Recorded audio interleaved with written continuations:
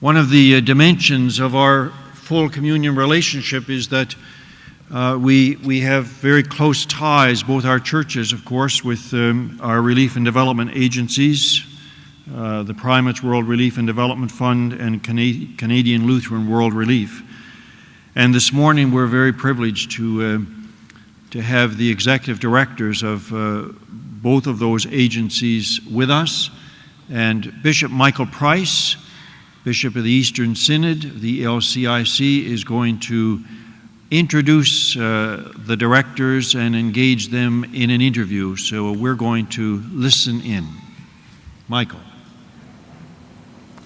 Your Grace, I can think of no two persons in our respective churches, more so than Adele Finney and Bob Granke, whose work best expresses the theme for the love of the world. Adele Finney is the Executive Director of the Primate's World Relief and Development Fund, PWRDF, the official relief and development agency of the Anglican Church of Canada. She's been there, though, for a long time, since 1997, and has held virtually every position you could have at that agency during that time.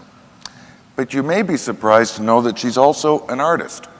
She's a published playwright, she's a workshop facilitator, a spiritual director, and she has particularly fond memories of a 5-year stint that she spent in West Malaysia, where she acted as a consultant and a playwright with several theater groups in Kuala Lumpur.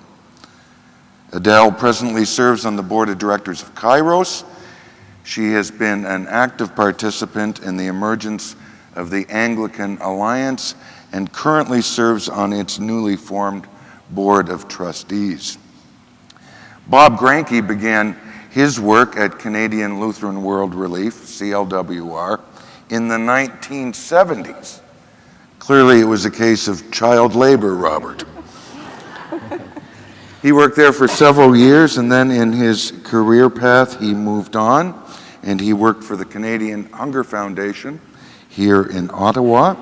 And in 1997, he began a new life, career life in the church when he was elected as the secretary of the Evangelical Lutheran Church in Canada. That was a position he was elected to in 1997 and then re-elected in 2001, which you may, of course, recall as the year of Waterloo. And you were our secretary then when we entered into this full communion relationship. Prior to coming to CLWR as its executive director in 2006, Bob was the executive director of the Lutheran World Service program for Department for World Service in Geneva and administered the global work that Lutherans do around the world. So we've got two wonderfully experienced people here today. Bob and Adele, what we're going to do is we're going to use kind of an internet meme format where I'm going to ask you a series of questions that are designed to tease out for us what exactly you and your agencies do on behalf of all of us, okay? Yep. So as you travel around the constituency, you meet all sorts of people, you get asked all sorts of gazillions of questions and everything. So what are the impressions that you get about what people think that you actually do? Adele? Well, one of the first things to be aware of is that people wonder sometimes, why are we funding apes? And for goodness sake, is a primate really the president of your relief and development organization? So most people outside the church and many people inside the pews don't really know what a primate is. So there's some explaining right from the top. That would be a challenge. Yeah. Any animal problems in Lutherland, Robert? Well, we at CLWR don't have any monkeys, but we do have goats. And for Lutherans, you'll be well familiar with our Gifts from the Heart catalog, where people can contribute $75 towards purchasing 2 goats for families. And of course, when goats breed, the offspring are provided to other families and communities, and this provides a big economic boost for the families. Magnificent. And what about the roots of the agencies? Adele, like how did PWRDF begin? It all started with food and disaster response. PWRDF was a response by Canadian Anglicans to the Spring Hill mining disaster in 1958 and then famine in India. So that's where it began for us. And what about the Lutherans? Is it a similar story, Bob? Our origins go way back to 1946, where we were helping primarily to respond to World War II aftermath, helping to rebuild Europe, but also help many Germans especially immigrate to Canada. More than 50,000 Germans came to Canada through CLWR back in the 46 to mid-50s era. So many people, I think, when they think of CLWR, they associate with relief and the work that we did initially in Europe. Okay, so we have a sense that we've got some challenges in terms of other people's impressions of what you do. When you think, the first thing that comes into your mind about what do you do, what pops up, Adele? What do you do? I think I do a lot of email and never enough. Yeah. Robert?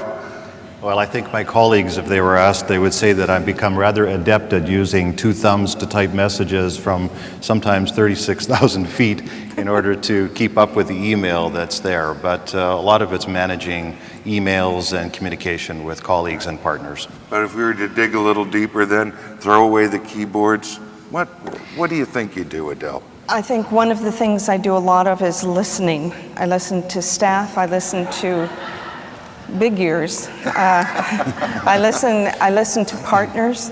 I listen to Canadian Anglicans when I speak around the country. I listen at boards that I sit on, the Kairos board and the Board of Trustees for the Anglican Alliance. Relief and development sectors are complex and the issues are complex. So I think the listening is part of accompaniment, part of the discerning process of a way forward, part of understanding things from different people's points of view. And then I can share that information with staff and with the circles in which we work, both of us work, to try to discern what the way forward is. It constantly amazes me how things change very quickly, sometimes overnight, usually the week before a board meeting.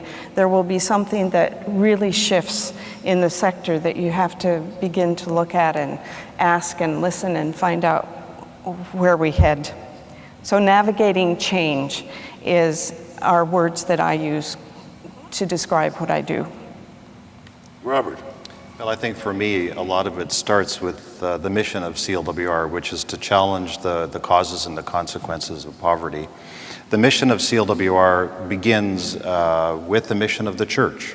And within the ELCIC, we know the mission, one of the key components of the mission is to serve in the name of Christ. And CLWR provides an opportunity to do that and enable people of faith to be able to serve and to respond to global needs in a collective way as part of a communion. I find for people that I work with in the church, particularly people that work in important positions like yours, probably one of the places where we hear the greatest truths about ourselves is from our families.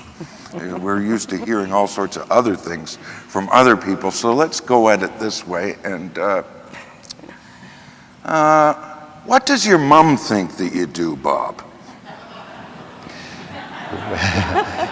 My mother thinks that I travel to too many risky places and take unnecessary chances, and she worries about safety and security. But having said that, I also know that my mom and my dad are very proud of what I do, and they're happy to support me as they've done through my whole career. How about you, Adele? I think my mother thinks I travel to dangerous places also and work with risky people. And my mom's hope certainly is that I share the gospel, probably in the traditional way of sharing Jesus' life. And I think I do that, perhaps not in the most traditional way. Any other family things? Well, I've been privileged, we as a family have been privileged to be able to travel to see some of the work of CLWR over the course of our career, my career. And some of that is include travel with children individually. And I recall in 2008 going to Mozambique with our youngest son, Brett. And we were having a dinner together the last night of our trip in the region. And he turned to me and he said, "Dad, I hate to disappoint you, but I really don't think I'm going to be following in your footsteps career-wise." And I said, "Brett, that's fine. That's not what this was about. But when you create some wealth for yourself, don't forget the people of Mozambique." And I hope I'm going to hold him to that and keep him focused on that issue. You're transmitting some important values there. Absolutely. Values are important to you too in your story, Adele. I grew up the 5th generation in a small farming community, went to a one-room schoolhouse where my mother and grandfather had gone. So what I learned about hard work over generations and community, caring for community, relationship to food production and relationship to the land, I learned from my folks and from that community. And often that sort of understanding and experience is what connects me most immediately to the partners I visit. Very good. Okay, well, let's move on to the guts of it then. Let's dig a little deeper. And what is it, not what people think you do, what you think you do very, very briefly as you look at your day, not what your mums think. What is it that you actually do? That's what we're most interested in, because the things that you do, you in fact are us. So what is it that you actually do? Bob, why don't you kick it off? I think a large part of how I spend my time is managing relationships. We've heard in this assembly it's all about relationships, and that's certainly the case for me and I think for my colleagues within CLWR. But relationships with various partners, key partners like the Lutheran World Federation, the Canadian Food Grains Bank, and the ACT Alliance, which we collaborate together with PWRDF on. Those are all really important relationships, and I spend a lot of my time meeting with those folks, doing some planning, and making sure that we're all on the same page together. Adele? The question I ask, both in staff discussions and when I'm in parishes or dioceses, is this question: how does what we plan to do support vulnerable people to become agents of change in their own lives and in their communities' lives? So we aren't doing things to people. We aren't doing things for people. We come alongside in support of what they're doing in transforming their own lives and their societies. I think the partner who has shown us that the most is a refugee organization of Sri Lankan refugees in India. Some of them have been there for 30 years, and from the moment they got in India as refugees, they decided that they would educate their children, find ways to have livelihoods, and learn peacemaking skills so that when they were able to return after the war to Sri Lanka, they would be educated, peacemaking people who could share their livelihoods in whatever community they found themselves in. And in those years in India, they have been able to train to educate their children nearly 100%. They have learned peacemaking skills, and they've developed spirulina production, which is an algae nutritional supplement originally given to their own mothers and children who needed nutritional support. Then they shared it with the community in India, and now they actually are recognized as leaders in spirulina production and train people, as long as the trainees who come work in vulnerable communities where nutrition and livelihood is needed. So all because of relationships. All because of relationships and becoming agents of change themselves. We are not their agents of change. Bob, I've often heard you say that it's the relationships that build the organizations. It's not the other way around. Can you speak a little bit more to that? Absolutely. Some of those relationships go back a very long time. With the Lutheran World Federation, CLWR has been partnering with LWF for more than 50 years in places like the Middle East. And the one that comes to mind that's evolved over time is work that we've done in support of a vocational training program in Palestine, in Beit Hanina and Ramallah, where we've been working for many, many years to train young people, both men and women. They're getting training in areas like carpentry and auto mechanics and metalworks. And recently we've expanded that so that women can get involved in getting skills for accounting and business so that they can work in the business community in Palestine, and also in culinary arts. There's a really kind of new opportunities opening up to start small businesses in Palestine. But for me, this is an opportunity to build on this relationship and see an investment being made in young people that will carry on for many, many years to come and create, hopefully, a more fruitful and peaceful Palestine. When we were speaking last night, Adele, you had a similar story to tell about the relationship that Anglicans have with the church in Cuba. Yes. I try in my job to honor and respect that PWRDF is a church-based organization that with a long history of relationships through the Anglican Church of Canada with churches in other parts of the world. And those relationships, because they have been over a period of years, have grown deeper, more mutual, and PWRDF is sometimes there from the beginning and sometimes steps into that relationship. So a number of Canadian, the whole Anglican Church of Canada, and particularly the Diocese of Niagara, has a strong relationship with the Diocese of Cuba. The Primate has a governance relationship there.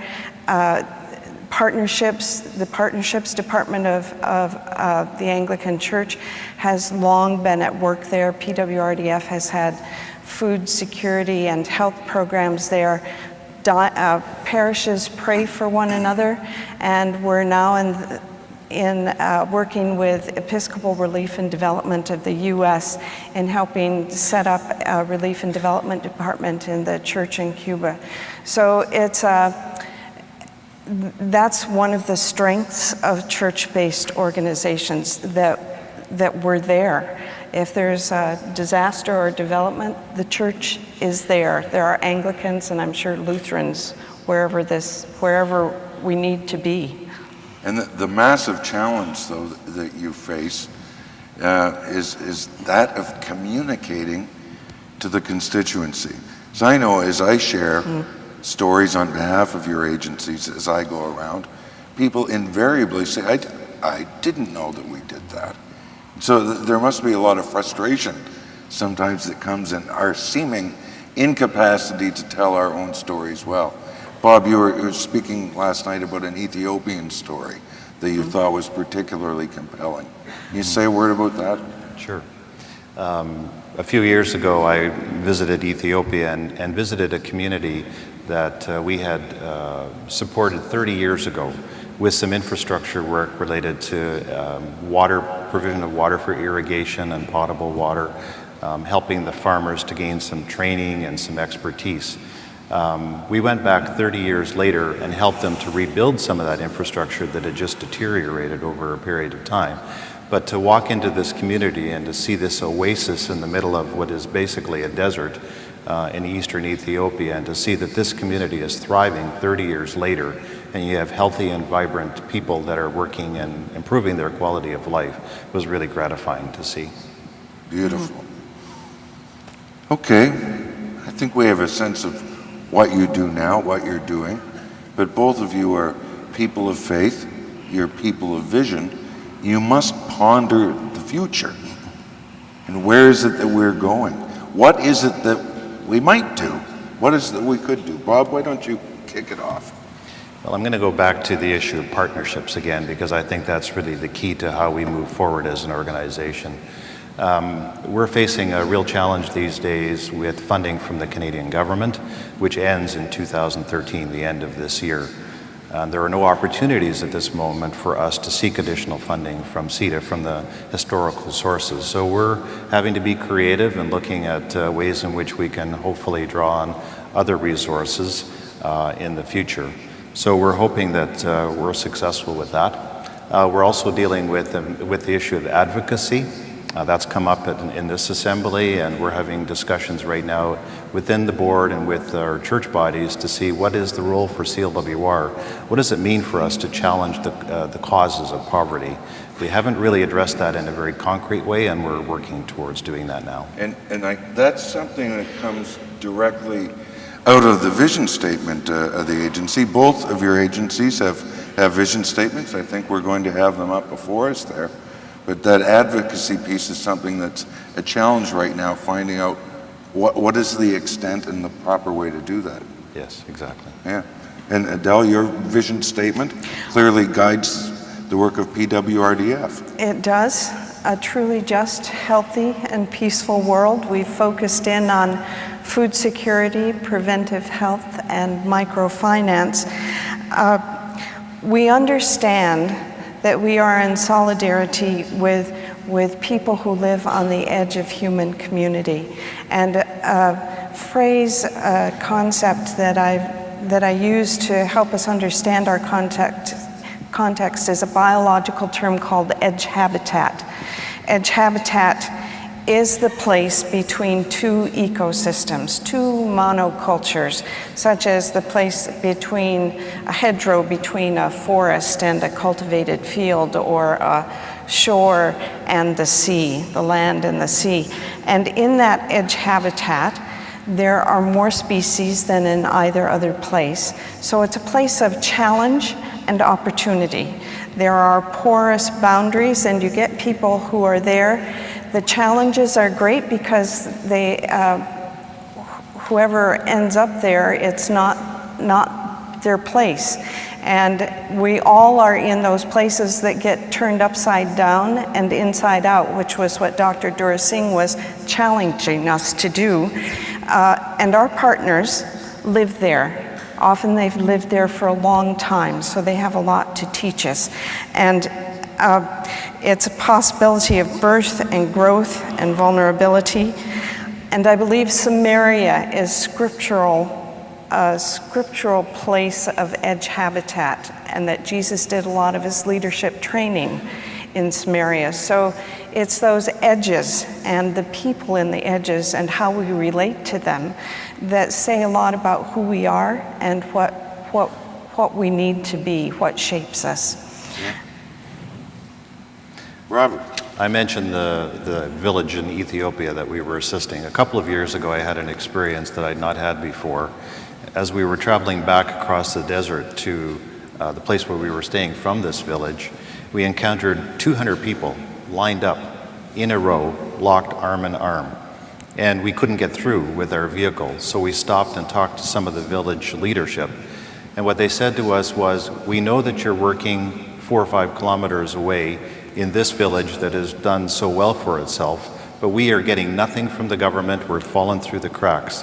So don't forget us. Find ways to assist us as well. And that just sticks with me, and it's a reminder that we're responding to needs that exist, but there's just so many other places and so many other contexts that are lacking these days, and that's, of course, the motivation to keep trying to find the support. Absolutely.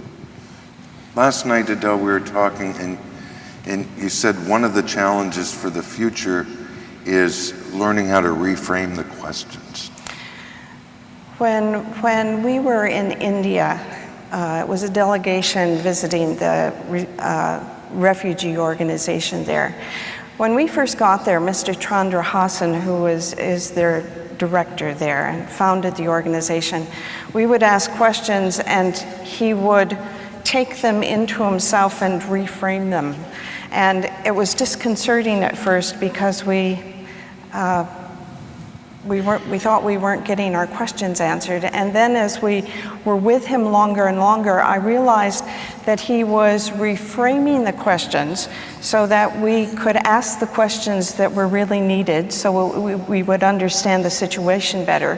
He was also reframing the situation so that it opened up a conversation, and it opened up the space for everyone to still be around the table. Sometimes we can ask questions that are quite divisive, but his questions and the way he reframed things allowed us to all stay around the table and to be a part of the resolution that comes out. I learned a lot from that, and in his particular situation, it means that organization is now at the table with the Sri Lankan and Indian governments for the gradual, and it's much slower than hoped, but the return of refugees to Sri Lanka. So again, Dr. Dura Singh talked about reframing and giving ourselves a breadth and a depth of vision, and the church can do that. We can do that. Absolutely, we can do that. And as Canadians, it seems to me that we are in a unique position to have a significant impact on the world. Robert, could you say something about how you see the unique role of Canadians active in the world through work that your two agencies do? I referred earlier to CEDA. There are many changes taking place within Canada today relative to CEDA and its relationship to government. CEDA, as we speak, is being brought into the Department for Foreign Affairs and International Trade. And we as a faith-based community and as NGOs in Canada are taking steps to monitor this. One of the key issues for us is to ensure that the integrity of the Official Development Assistance Act that Canada has had for many, many years is kept intact, and that the focus is on humanitarian assistance, and that we don't lose traction in terms of support for aid, and that the risk is that more of this will go to serve our own agenda, which is more trade-focused. So we want to monitor this and see how this situation goes over the next little while. And that's something that we, as constituents, can help you with, correct? Absolutely. We will. This is part of the advocacy piece for us, but I think we will work to try to work with our partners like the Canadian Council for International Cooperation, which we're both members of, to monitor and to lobby MPs, because Canada has a very important role to play, and I found that, and I'm sure Adele has too, as we've traveled around the globe. Mm-hmm. Canada has a reputation which we want to preserve and keep intact as being a generous giver, and we want to make sure that that continues into the future. And sometimes people of faith have a different perspective that I think needs to be heard by our government, and we want to ensure that that happens. Absolutely. Now, I think as people of faith and people of hope, we live in that sometimes uncomfortable place between what is and what might be and what is yet to come. And in my experience, younger people in the church, they dwell in that place with much more confidence and ease than those of us who are not so young. And I think it might be appropriate for us to maybe conclude our time together here by hearing a word from them. Good idea. I'm Stephen Davis from Saskatoon, Saskatchewan, and I have been involved with Canadian Lutheran World Relief. I'm Danielle Morton. I'm from Minnesota, Manitoba, and I volunteer for PWRDF. I think that what I find very important about my faith is that I'm able to find ways that it applies to real life and that it can be relevant in today's society. I think it does take courage to be able to live in a way that other people don't see maybe nearly as attractive or as fun. It's not that it's to live out this life as a martyr or a treacherous life of faith, but rather that if I'm going to own my faith and it's going to truly be a part of who I am, that sometimes it means not always taking the easy road. And sometimes it means standing up for what you believe in.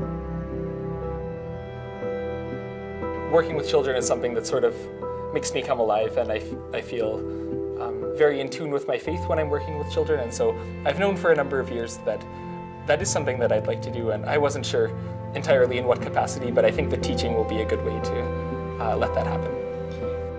I would never stop hanging out with my friends that don't have a faith. in the way that Jesus hung out with people of all different walks of life. He dined with prostitutes and with gamblers, and although he had a core around him that had faith and that followed God and that was trying to do what was right and to follow that faith of what they believed, he never once shunned the people that didn't share that faith with him. I think that's something that has really touched me and perhaps broken my heart in my travels, is that I have seen quite a profound level of poverty, and that there are many people who struggle to make ends meet on a day-to-day basis, and so that's been something that's been very challenging to see. I think it needs to be a holistic approach of working at home, loving at home, but also extending and reaching out and keeping that broader image of the world and that broader picture of what Christianity is. And if God has put us on this earth to do His work, then we need to be doing His work on this earth. There are all kinds of crises with food and with water safety, and I think that the church can be taking a sort of a more active role in participating in these sorts of dilemmas and conflicts, and so I would love to see the church to be more actively engaged in international justice work. I'm very proud of the fact that it's not merely a short-term sort of band-aid solution to these problems, but CLWR works quite closely with local organizations and local partners, and so in that sense they're able to kind of develop these authentic relationships and working with the community for a long-term basis. I just can't get rid of the feeling that it's all of our job, it's all of our calling, really, to get the youth more involved. There are so many young people who see the sorrow in the world, the hurt, the loneliness, and want to do something about it, but don't necessarily know where to take that next step. And I think PWRDF is a great place to take that next step. There is much hope, and I think that I've been blessed to be welcomed and shown a little bit about that hope in other countries.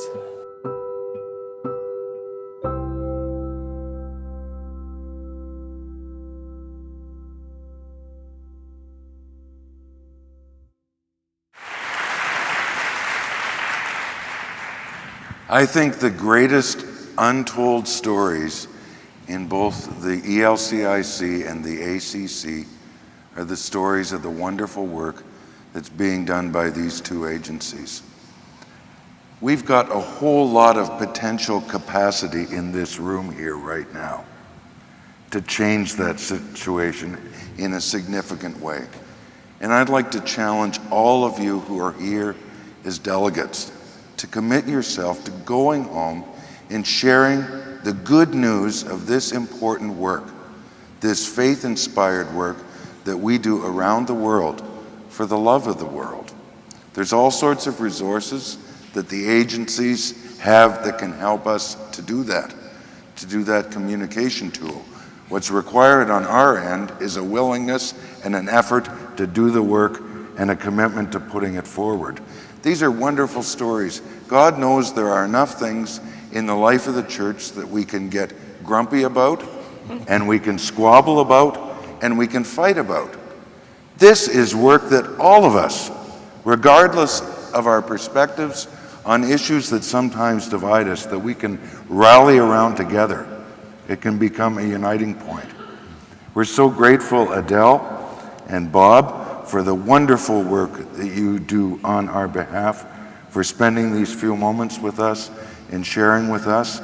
And for those of you that would like to continue the conversation in a more serious way, at lunchtime, there's going to be a reserved seating area. Now, I think they've got about 30 or so seats there.